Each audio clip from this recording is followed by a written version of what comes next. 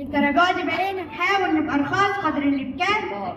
هاري يقول الدين والواحد عادي يصور حرمة بيته، والحوارات دي جديدة علينا وكنا بنشتم فيها زمان. وانا بتفرج على اللي بيحصل واللي زماننا وصله الثغرة، اللي مفيش في طباعه النخوة ومش بيغير مش انسان. بعد الوقت طبيعي تلاقي الراجل بعد ما كان له هيبة عامل فيديو طالع يرقص ويوريهم لون الجيبة.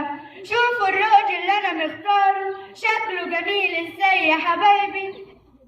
شفتوا وصلنا لايه بالزفت وشفتوا الخيبة.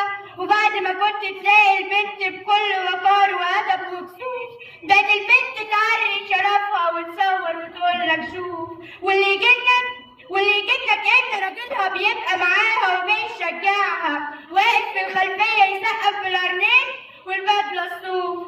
والله شفت الناس بتصور روحها وهي بتدي الصدى لغيرها.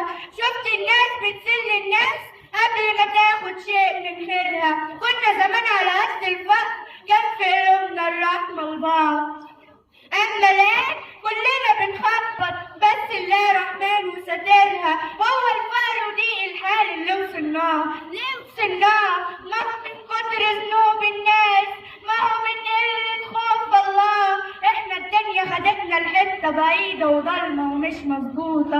أما ربنا شال منا البركة عقابا لينا عشان عصيناه. بقت البنت تخاف تتجوز راجل تطلع أرجل منه، حتى الراجل بقى محتار. كنت زمان بتنقي الست اللي انت شايفها تربي عيالك، أما الآن بتنقي الست الرايقة اللي توديك النار. واللي اتربوا بشكل كويس مش عارفين مين اللي كويس، فبيفضلوا قاعدين في بيوتهم ليل ونهار. لما بقيت انزل واتمشى بلقى الناس مش زي زمان، متضايقين ووشوشهم قافله وفي استكراد ما بقوش جدعان. ايام جد الله يرحمها كانت الخلق تحب الخلق، كنت تحس براحه وعزوه وان الدنيا بخير وامان.